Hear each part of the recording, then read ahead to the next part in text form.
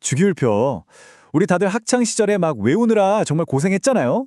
근데요, 이 뻔해 보이는 표 뒤에는요, 정말 혼돈 그 자체였던 세상에서 어떤 거대한 질서를 발견해낸 한 남자의 드라마틱한 이야기가 숨어 있습니다. 오늘 바로 그 놀라운 발견의 순간으로 여러분과 함께 풍덩 빠져보려고 합니다. 자, 이런 질문 한번 드려볼게요. 이 끝도 없는 혼돈 속에서 여러분은 어떻게 질서를 찾아내시겠어요? 이게 바로 19세기 화학자들이 딱 마주했던 문제였거든요. 한번 상상해 보세요. 수십, 아니 수백 개의 퍼즐 조각이 바닥에 막 흩어져 있는데 완성된 그림이 애초에 존재하지도 않는 거예요. 막막하죠? 그럼 먼저 당시 화학계가 대체 얼마나 거대한 퍼즐 앞에 서 있었는지 그 혼란의 현장으로 한번 들어가 보시죠. 보시는 이 사진, 19세기 중반의 실험실인데요. 이 시기는요, 말 그대로 원소 발견의 골드러시 시대였어요. 과학기술이 막 발전하면서 이전에는 상상도 못했던 새로운 원소들이 그냥 막 쏟아져 나온 거죠. 물론 이건 엄청난 발전이었죠. 근데 동시에 이게 엄청난 혼란을 가져왔습니다. 1863년이 되니까요, 알려진 원소의 수가 벌써 56개에 달했어요. 아니 이게 매년 하나씩 두 개씩 계속 추가되고 있는 상황이었던 거예요. 과학자들은 정말 미칠 노릇이었죠. 이 수많은 원소들을 어떻게든 정리해야 하는데 방법이 없는 거예요. 뭔가 이 안에 분명히 규칙이 있을 것 같은데 아무도 그걸 찾아내지 못하고 있었던 거죠. 물론 시도해본 사람이 없었던 건 아니에요. 예를 들어서 영국의 존 율렌지라는 사람이 옥타브 법칙이라는 걸 내놨어요. 음악의 도레미파솔라 시도처럼 원소들을 쫙 늘어놓으면 8번째마다 비슷한 녀석이 나타난다. 이런 거였죠. 아이디어는 신선했는데 이게 예외가 너무 많은 거예요.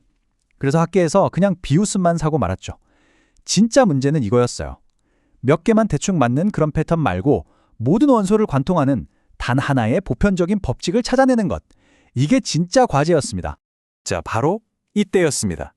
이 거대한 퍼즐을 풀기 위해 정말 운명처럼 한 인물이 무대 위로 등장합니다. 그의 이름은 드미트리 멘델레예프. 척박한 땅 시베리아에서 온 남자였죠. 근데 이 사람의 시작은요, 전혀 화려하지 않았어요. 1834년 보시는 이 춥고 척박한 땅 시베리아 토볼스크에서 태어났는데 무려 17남매 중 막내였습니다. 설상가상으로 아버지는 시력을 잃으셨고 집안의 유일한 수입원이었던 유리공장은 불타서 잿더미가 되어버렸죠. 정말 찢어지는 가난 속에서 자란 겁니다. 그의 삶은 정말 한편의 드라마 같아요. 그의 재능을 유일하게 알아본 어머니가 이 막내 아들을 데리고 수천 킬로미터를 걸어서 모스크바 대학에 갔지만 문전박대를 당합니다. 하지만 어머니는 포기하지 않았죠. 상트페테르부르크로 가서 마침내 아들을 대학에 입학시켰어요. 근데 그 기쁨도 정말 잠시. 아들의 입학 직후에 그 위대한 어머니는 세상을 떠나고 맙니다. 이런 역경을 딛고 그는 정말 미친 듯이 공부해서 러시아 최초의 유기화학 교과서를 써내고 최고의 상까지 받으면서 과학계의 이름을 알리기 시작합니다. 그러니까 그의 인생 자체가 그야말로 혼돈 속에서 어떻게든 질서를 만들어내려는 하나의 거대한 투쟁이었던 셈이죠. 그리고 이 투쟁의 경험이 이제 곧 그의 인생 최대의 업적으로 이어지게 됩니다. 자, 이제부터가 진짜 이야기의 하이라이트입니다. 멘델레이프가 어떻게 그 위대한 발견, 그 유레카의 순간에 도달했는지 한번 따라가 보시죠. 얼마나 이 문제에 미쳐 있었냐면 이런 전설 같은 이야기가 있어요. 꿈에서 모든 원소들이 제자리를 탁탁 찾아가는 완벽한 표를 봤다는 거예요. 잠에서 깨자마자 그걸 종이에 옮겨 적었다고 하죠. 이게 진짜 있었던 일인지는 모르겠지만 한 가지는 확실해요. 이 사람이 정말 밤낮으로 자나 깨나 이 생각만 했다는 거죠. 그의 해결 방식은 진짜 독특했어요. 당시 알려진 60개가 넘는 원소들의 특징을 하나하나 카드에 다 적은 거예요. 그리고는 마치 카드놀이를 하듯이 이 카드들을 배열하기 시작했습니다. 일단 원자량이 점점 무거워지는 순서대로 쫙 늘어나요. 그러다가 성질이 비슷한 녀석이 나타나면 그 밑에 새로운 줄을 만들어서 배치하는 거죠. 그런데 바로 이 지점에서 그의 천재성이 폭발합니다. 이게 패턴이 좀 안 맞는데? 싶은 곳이 있잖아요. 보통 사람이라면 어떻게든 억지로 끼워 맞췄을 거예요. 하지만 그는 과감하게 그 자리를 빈칸으로 남겨두었습니다. 여긴 지금은 없지만 분명 뭔가가 있을 자리다 라고 생각한 거죠. 그리고 이 과정을 통해 그는 마침내 우주의 근본적인 법칙 하나를 발견하고 세상에 선포합니다. 바로 주기율이라는 개념이에요. 간단히 말하면 원소의 성질이라는 게 그냥 제멋대로가 아니라 원자량에 따라서 주기적으로, 그러니까 반복적으로 나타난다는 거죠. 이게 왜 대단하냐면요. 이건 그냥 원소 정리표가 아니에요. 우리를 둘러싼 이 세상, 이 우주가 어떤 숨겨진 규칙에 따라 움직인다는 혁명적인 선언이었습니다. 자, 근데 이야기는 여기서부터가 진짜입니다. 아까 그가 남겨뒀던 빈칸들 기억하시죠? 그게 그냥 아직 못 찾았네 하는 실패의 증거가 아니었어요. 그건 바로 미래를 내다본 정말 소름 돋는 예언이었습니다. 멘델레예프는요, 이 빈칸의 주변을 본 거예요.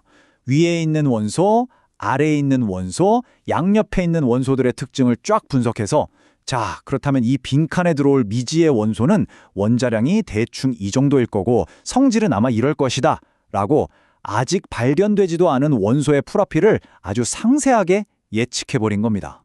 이 표를 한번 보세요. 이게 바로 그 증거입니다. 진짜 소름 돋는 부분이에요. 예를 들어 그는 에카봉소라는 이름까지 붙여준 미지의 원소의 원자량을 45 정도로 예측했거든요. 근데 몇 년 뒤인 1879년에 스칸듐이라는 원소가 실제로 발견됐는데 원자량이 얼마였는지 아세요?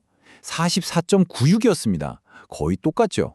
또 있어요. 에카규소는 원자량이 72일 거라고 했는데 1886년에 발견된 저마늄의 원자량은 72.64였어요. 이건 뭐 거의 미래를 보고 온 수준 아닌가요? 하지만 그가 이 대담한 예언을 발표했을 당시에는요. 그 칸들은 그냥 텅 비어 있었을 뿐이에요. 전 세계 과학계가 지켜보는 가운데 멘델레예프는 자기 이름과 명성, 모든 걸 건 엄청난 도박을 한 거나 마찬가지였습니다. 그리고 마침내 그 도박의 결과가 나왔습니다. 예언이 현실이 된 거죠. 1879년 스웨덴에서 1886년 독일에서 전혀 다른 연구를 하던 과학자들이 우연히 새로운 원소들을 발견한 거예요. 근데 발견하고 보니까 그 특징들이 몇 년 전 멘델레예프가 예언했던 에카봉소, 에카규소랑 그냥 완벽하게 똑같았던 겁니다. 전 유럽의 과학자들이 자기도 모르는 사이에 멘델레예프의 위대함을 증명해준 셈이 된 거죠. 자, 이렇게 그의 예언은 완벽하게 입증됐습니다.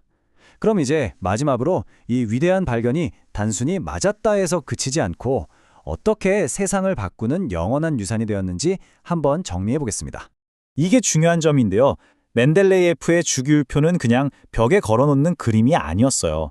살아 움직이는 미래를 예측하는 도구였던 거죠. 이걸 이용해서 기존에 잘못 알려져 있던 베릴륨 같은 원소의 원자량을 이게 틀렸고 이게 맞다고 수정하기도 했고요. 앞으로 어떤 원소를 어디서 찾아야 하는지 알려주는 보물지도가 되기도 했습니다. 이제 주기율표는 단순한 표가 아니라 자연의 근본 법칙 그 자체로 인정받게 된 겁니다. 그래서 지금 우리가 보는 이 아름답고 완벽한 주기율표가 탄생한 겁니다. 이게 바로 우리 자신을 포함한 이 세상 모든 물질의 설계도이자 지도인 셈이죠. 이 모든 게 눈앞의 혼돈을 그냥 받아들이지 않고 그 안에 숨겨진 질서를 끝까지 파고들었던 한 남자의 위대한 집념에서 시작됐다는 게 정말 놀랍지 않나요? 멘델레예프는 물질의 가장 작은 단위에서 숨겨진 패턴을 찾아냈습니다. 그렇다면 아직 우리 눈에 보이지 않는 이 광대한 우주의 또 다른 근본적인 패턴들은 무엇일까요?